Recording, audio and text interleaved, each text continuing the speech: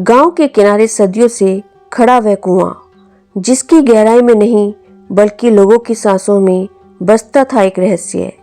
किंवदंतियां कहती हैं कि जिसने भी इसमें झांका वह पहले जैसा नहीं रहा। रात के सन्नाटे में कुएं से रहस्यमयी सिसकियां उठती, मानो कोई अधूरी इच्छाएं पानी में तैर रही हों। रघुवीर ने सोचा कि क्या यह जादू है या मनुष्य की वैज्ञानिक छवि। रघुवीर ने तय किया कि वह इस रहस्य को समझेगा। ग्रामीण चेतावनी देते, इसके नजदीक मत जाना, तुम्हारी आत्मा का प्रतिबिंब पीता ही है। पर रघुवीर के कदम नहीं रुके।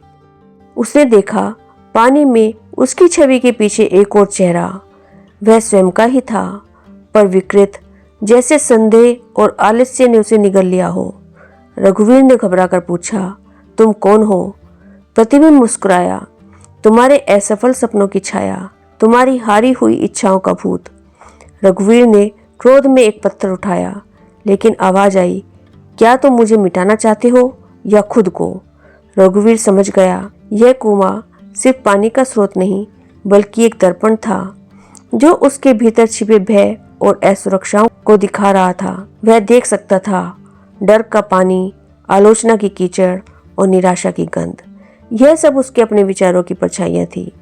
अगली सुबह गांव वाले हैरान रह गए जब उन्होंने देखा कि रघुवीर कुएं में आग लगा रहा था। धुआं उठता गया और उसकी आंखों में एक अजीब सी चमक थी। कोई चिल्लाया, वह पागल हो गया है।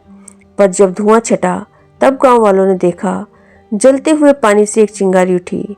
वह रघुवीर की वर्षों से दबी इच्छा शक्ति थी, जो अब जाग चुकी थी। गांव वालों ने कहा, रघुवीर ने भूत भगा दिए, लेकिन सत्य यह था, उसने अपने भीतर के शैतान को पराजित कर दिया था। वह जानता था, जो अपने प्रतिबिंब से डर जाता है वह शक्तिहीन हो जाता है। और अचानक रघुवीर की आंखें खुलती है और वह समझ जाता है कि यह एक सपना था। लेकिन वह अपने आप को अब बहुत हल्का महसूस कर रहा था, क्योंकि रात को नींद में उसके अंतर मन से जो संघर्ष चल रहा था वह अब खत्म हो चुका था। रहस्य कुएं का नहीं, मनुष्य के आत्मसंघर्ष का है।